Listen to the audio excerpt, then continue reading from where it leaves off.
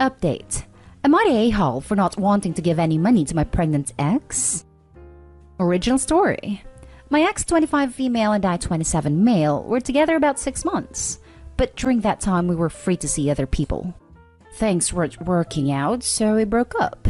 Over a month after that, she finds out she's pregnant and tells me baby is mine.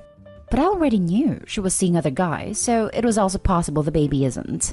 She got mad that I was having doubts. But I said if we got a paternity test and it showed I'm the dad, then yeah, I'll 100% be involved. My ex didn't want that, and she'd rather wait until after the baby is born to get a test done. So I said that's fine, it's her choice. But I won't get myself involved unless I know the baby is mine. Like, I already know I could be set up for child support if I start helping out now, and then later it's revealed I'm not the father. I live in the US and have heard this stuff happens a lot. I'd rather not even risk it, you know? She's about 8 months now, and I have started saving up money. Reading up some books, making shopping cart lists of baby clothes and furniture to buy in case I am the father, so it's not like I'm not preparing for this at all. So right now, money's tight with her since I know she's only working part-time. She doesn't have money for baby bassinet or clothes because she practically lives paycheck to paycheck. She started asking to let her borrow money for baby stuff, but I've told her no. As far as I know, she doesn't have other family she's close to, and friends are the same as her with money. But I already said I'll start giving her money and helping out once I know her son is mine. Otherwise, I'd rather not get involved. I've even told her to reach out to the other guys who could also be the dads, but she said one is even more broke, and the other she hasn't been able to contact.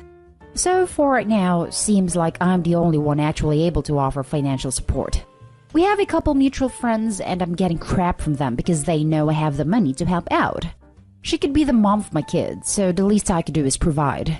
They say they would if they had the money. Since I do have the means and this baby could be mine, I should already be helping. They have a point. The baby could be mine and I'll be happy to help out. Once I know he is in fact mine. But everyone else is seeing it as I'm being too cold and inconsiderate. I don't think I am, but I want to know what others believe. Am I the a-hole? Now for the top comments before reading the update. Not the a-hole. You don't owe her anything until you're sure of paternity. And to be honest, if she can't afford to have a kid, regardless of who the father is, she shouldn't be having a kid. Took the words right out of my mouth. Let's not forget either that I can't reach one guy and the other is broke is a her problem, and likely the only reason she's trying to peg OP as the father. I'm not sure why she would even keep a baby if she can't afford it, especially if 2 out of 3 of the possible fathers can't provide. I wouldn't want to be stuck paying for a kid that wasn't mine either. Seems like this girl really messed up, and if she is in such dire financial straits, it will only get worse after she delivers and can't work for a bit. You would think she would have gotten the test if she was hurting for cash that bad, but the fact that she didn't shows me she thinks he probably isn't the father. I wouldn't help the ex at all. Not financially or otherwise until he knows the paternity of the kid. Family court is a strange beast, and I wouldn't give them any reason to make him responsible if the child turns out to not be his. Edited to add, I just read that not only did you use protection, she did too. So that coupled with her not wanting to get the paternity test tells me she doesn't think you're the father. She just thinks you're the best financial option, which you are. Don't help or give her a dime until paternity is established, because there is a huge chance it's not yours. You actually have friends who want you to give money to an ex-girlfriend who could be pregnant with another guy's baby? Tell those people to give her their own money, then wait for the paternity test. Not the a-hole. Adding on to this comment because it's the only one I can find at the moment regarding money. I have 2 children myself. When I was pregnant, I needed $0. That's right, 0. None of the appointments charged a copay, and I had terrible insurance during parts of my second pregnancy. As far as items for the baby, I know at least 6 Facebook groups off the top of my head for my area where people give away every damn thing you need for a baby. Cribs, clothes, strollers, car seats, bottles, heck even breast pumps, surplus formula, diapers and wipes. There are social programs she can get set up with and her doctor can help her. She can apply for WIC and get all that stuff for free. She doesn't need any money from Opie. She sounds like she is just hoping he will be the dad because he sounds like the best choice out of the potential list of fathers. Do not let her put your name on a birth certificate until you have had a paternity test, or you will be screwed for money till the kid is 18, even if it is not yours. Now for the update. Hasn't been that long, but thought I should update since many of you wanted to know. Following what a few here suggested, I tried talking to my ex again about getting the prenatal paternity test done right now, since she kept pressing me about giving her money. I said if her situation is that bad, then let's have this test done already. So if the baby is mine, I can start helping now. Because if we waited until after birth, she was going to have to wait for my support until the results came in. Plus, if she still refused a paternity test, then it would be more waiting around to get a court-ordered test.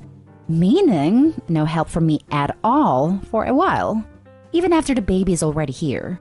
So yeah, she agreed to it in the end. He's not mine. I just got the results day before yesterday.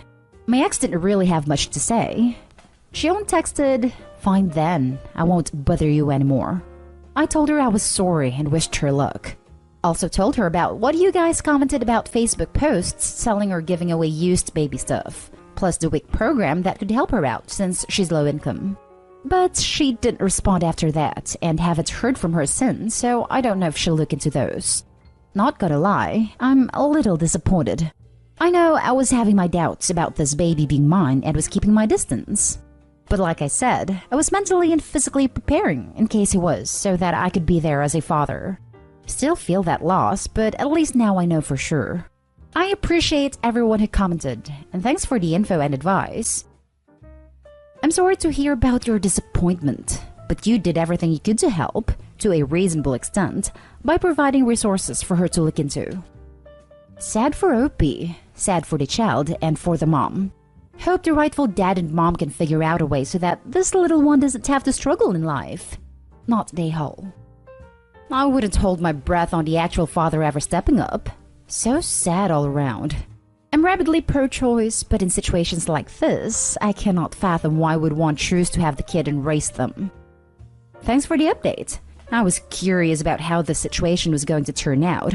Since you knew she was seeing other guys, you did the smartest thing you could have done. Establish paternity as the first step. It's understandable that you may be left with a feeling of loss. For a period of time, there was the potential that you brought another human into the world. That potential is now gone. You seem like a good guy, and have never been the a-hole in this situation. Not the a-hole. Yeah, exactly. Hard not to feel some sort of attachment at the possibility of having a kid. I know it's not the same as actually losing a kid. He was never mine to begin with, but I guess there's still that emptiness and sadness. I know I'll get over it in time. The news is still fresh and all. Just a suggestion. Could you all throw her a baby shower? Especially the friends who told you off for not helping her. What are they doing now? Funny how people clam up when they could need help. Maybe, yeah. Probably wouldn't be able to actually meet with COVID. Plus, she's due soon. Their issue was they were all just as broke as her, but I don't see why pitching in on a gift would be a problem for them.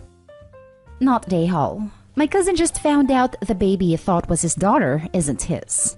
She lied, and the baby is over a year old now. They weren't together, and the baby went back and forth between them each week until he received the paternity results. He gave her $2,000 a month. Everyone in our family is heartbroken because now she is keeping her from him since he discovered the truth. He's a mess. A lot less painful. Really smart of you to do this. It's crazy people do this. Wow, I'm really sorry for your cousin. I hope things get better for him. Can't even imagine how hard that must be. I don't know why people need to lie. Needing money or feeling like you don't have any other option, I guess, is one reason. But why at the cost of someone else's life and your child's too? Anyways, that's a really tough situation. I hope he gets some help. Now for the next story. Am I the a-hole for not giving my brother part of the money my dad left me? My brother and I, 27 male, are a year apart, so he's 1 year older than me. When he was 3, it all came out that my mom was having an affair and my brother's real dad was the one she was cheating with. The guy was secretly coming over to spend time with my brother until they decided to tell my dad because he wanted to be involved. I was still little, but from what I was told, this crushed my dad. Even when he talked to me about it years later, it still made him upset. They already knew the other guy was the bio dad, but my dad did a paternity test on both of us to make sure. I was the only one that was his. My parents divorced and I was living between households. So, my brother's dad was involved and living with my mom. But when my brother was 9, he took off and left them, so my mom was struggling. After that, my parents started fighting over my mom wanting my dad to be involved in my brother's life too, since he was his dad before all of this. This drama dragged for years, but my dad refused to help with my brother. My dad moved to another city 9 hours away due to work when I was 11. They let me move with him, so I saw my mom 2 to 3 times a month plus school breaks. She still pushed for my brother to go with me when my dad would come pick me up. So around 16, I just stopped going. My dad unfortunately had a heart attack a few months ago, and I lost him. I miss him every day, and the last few months have been really draining emotionally. What's happening right now is starting to weigh down on me. Since I was my dad's only son, and he never remarried, basically everything went to me. I'm not a millionaire or anything, but with this kind of money, my student loans would be paid off completely. My wife and I are talking about a kid soon, and the rest of the money could be put into those expenses. My brother and I don't talk that much, but he's been calling and messaging non-stop about this. He says it's unfair for my dad to leave him out like this, and he deserved some of that money too. And he thinks it's only right that I split the money with him since he was my dad's son at one point. And I mean, yeah, he was for 3 years, but then he had his dad for a while, and my dad never had involvement with my brother since the divorce. Even my mom is giving me gripes and telling me not to be an a-hole like my dad by excluding my brother. I'm just really mad about the whole thing. He left that money for me, and it will be a huge help to pay off those debts and then invest the rest in our kid. But I don't know if not wanting to split what I received with him an a-hole thing or not. Now for the top comments. Not a-hole. There's no responsibility to him. It doesn't matter that he was his dad for all of a whopping 3 years. He had his dad. They chose him, and only guilted your father when they were jilted. Your mother has turned him into an entitled person like her. Not a-hole. How much do you remember from being a 3-year-old? If anything, your mom is an a-hole. Sorry for talking crap on your mom, for pushing him on your dad, and probably building up the injustice of it all with him. But no, you are not an a-hole. Don't worry about it. Have my own issues with her, not related to the cheating or this, so I don't take any offense. Not a-hole. You do not need to give your brother any of the money your dad left you. In fact, it would be disrespectful to your dad's memory to do it, knowing how he felt about the situation. I am not sure where your mom got the idea that it is other people's responsibility to work out the complications she created in her life by cheating and having child with a man other than her husband, but that makes her an a-hole. She was fine with divorcing your dad and living with the other guy, and only wanted your dad to be involved when the other guy turned out to be a deadbeat. You were not responsible for the fact that your brother's dad is such a loser. Your brother and you don't talk that much, but all of a sudden, he is constantly in touch because he wants your money? That's a-hole behavior. If he wants help, he should reach out to his father and ask. If that doesn't work out, that's his problem, not yours. You were an innocent bystander to all this, and you don't owe anyone anything here. I would tell him and your mother that the answer is no. You are honoring your father's wishes, and nothing they will say changed your mind about that. The money will be used for your debts and to start your family on a good footing. Tell them the next time they mention it, you will block their numbers and do your best to move on without them. Now for the last story. Am I the a-hole for respecting my late wife's wishes about keeping her family out? My wife unfortunately passed away last year when our daughter was only 3 months old. It was very difficult to get through, but my little girl and I are keeping it together. My daughter is 16 months now, and there's been pressure from my wife's sister to let her side of the family see my daughter. The issue is, my wife had absolutely no contact with her family since she was 18. So 16 years of not seeing them. Her home life was something she never wanted to talk about. It always made her upset, so I never pushed her to tell me. All I know is that they were manipulative and abusive in some form. She left as soon as she was 18, changed her last name, and never spoke to them again. 4 years ago, she got into contact with her older sister, and she's the only person my wife allowed into our lives. By that, I mean we met through video chat, but never actually in person. We still maintained contact after my wife passed, And we met a couple times before and during my wife's funeral. My sister-in-law called me a few weeks ago. She mentioned her parents would really like to meet their granddaughter and want to start over. They didn't attend my wife's funeral because they knew she wouldn't want them to be there. One thing my wife always made clear is that she did not want them near our daughter. Ever. I told my sister-in-law this. Well, she got very upset. She said it's been years, and yes, her parents were awful people. Again, won't say exactly what they did, but losing their daughters made them reflect on things. And they want to meet my daughter since my wife never gave them that chance. She's still trying to convince me, and so far I've said no. Each time I just feel more and more bad for denying them. But it's what my wife wanted. Her parents found my Facebook. Pretty sure sister-in-law might have told them, and I've gotten dozens of messages begging me to let my daughter know her mom's side of the family. And I should keep her from knowing her grandparents for past mistakes. None of them will leave me alone, and sister-in-law has said a few times that I may be grieving losing a wife, but to have some empathy for them losing a child. Because right now, I'm being too heartless for denying them the chance to meet the only piece of my wife they have left. I am at my wit's end with this, because I am not sure if I am being an a-hole or not. I don't know the whole reason why my wife never wanted to see them again. Even if I did though, I'd still like to honor her wish. The way they are being, however, makes it hard not to wonder if I am. Not an a-hole. All I know is they were manipulative and abusive in some form. The best prediction of future behavior is past behavior.